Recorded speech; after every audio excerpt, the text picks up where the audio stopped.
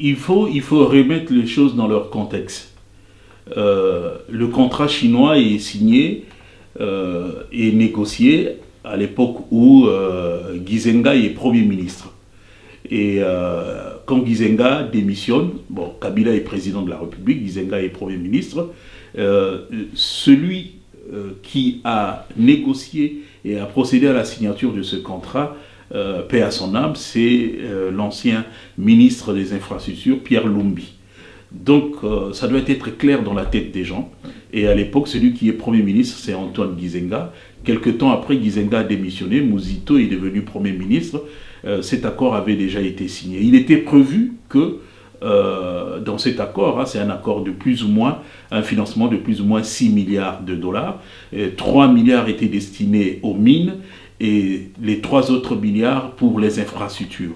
Alors, dans cet accord, il était question aussi que les fonds soient mis à la disposition du gouvernement congolais disons, en 2012. Ce qui fait qu'en 2012, lorsque on disponibilise ces fonds, Muzito n'est plus Premier ministre. Après, c'est Matata qui était au gouvernement. Mais j'ai vu par la suite, on a mis en place une institution qui dépendait directement de la présidence, qui était gérée par monsieur, le nom m'échappe, mais il est actuellement sénateur. C'est lui qui avait été nommé par la présidence pour s'occuper de ce projet. Et ce projet envisageait entre autres la reconstruction, la construction des infrastructures routières, hospitalières, les centres de santé, les universités, mais tout cela n'avait pas été fait.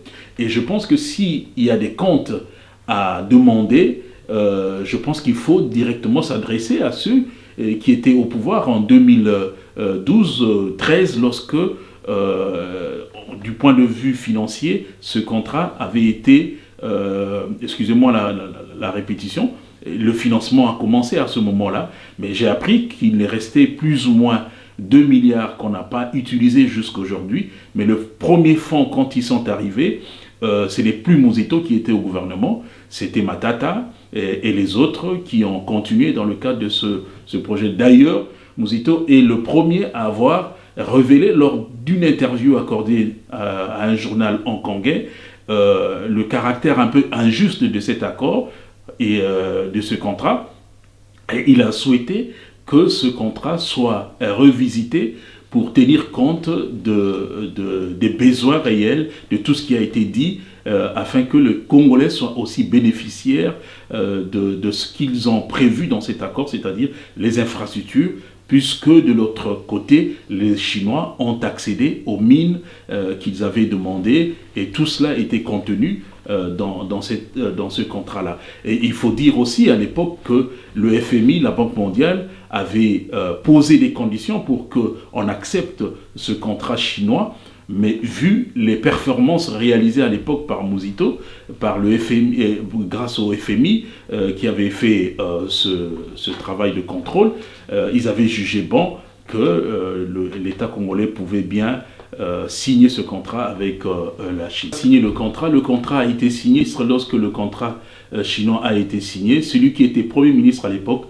c'est Antoine Gizenga. Oui. Et Muzito était où? Le ministre du budget à l'époque, c'est Adolphe Muzito. Oui. Il est dans le gouvernement, il est le ministre du budget, il n'est pas Premier ministre. Le ministre qui était directement concerné par ce contrat, c'était le ministre des Infrastructures, Pierre Lumbi, paix à son âme. Et il était du MCR, comme c'était un gouvernement de coalition, il était du camp de Kabila.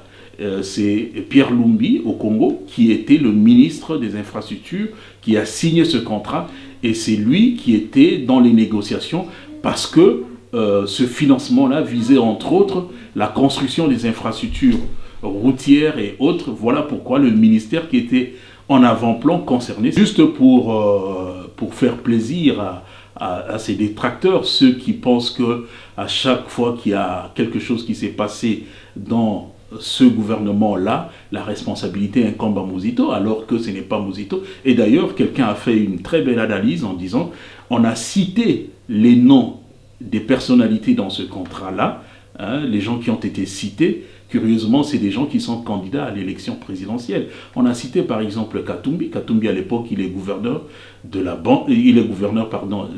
Katanga. En quoi est-ce qu'il est concerné par un contrat qui est signé avec les Chinois? On a cité Matata, il était Premier ministre. Après, lorsqu'on signe l'accord, ce n'est pas Matata qui est Premier ministre. Matata était encore au BSECO. Je pense que nous avons les annales de l'histoire, on peut se rendre compte. Il était au BSECO, il s'est dit candidat. Probablement que ceux qui ont mis cette histoire dans les réseaux sociaux avaient un objectif, salir les candidats à l'élection présidentielle et favoriser quelqu'un d'autre, alors qu'il y a des gens qui font pire aujourd'hui, qui volent l'argent de l'État. Et on ne veut pas en parler, mais on essaie un peu de s'attarder pour salir les différents candidats qui sont de l'opposition. Et je crois qu'ils ont fait sciemment pour vouloir salir Adolphe Muzito, sans pourtant qu'il se renseigne, qu'il voit exactement qui était ministre, qui était Premier ministre à l'époque.